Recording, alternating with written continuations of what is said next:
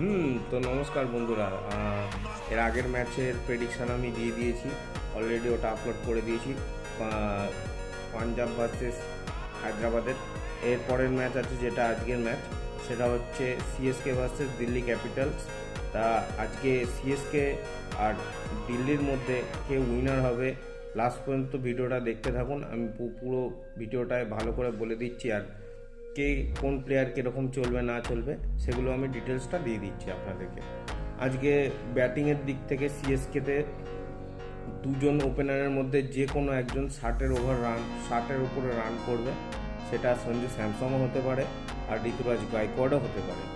আচ্ছা, এদিক থেকে আমাদের দিল্লি ক্যাপিটালসে আজকে আবার ভালো রান করবে আমাদের কেএল রাহুল, সেটা 40-এর ওপরেও হতে পারে কিংবা কমও হতে পারে, কিন্তু ভালো ব্যাটিং করবে।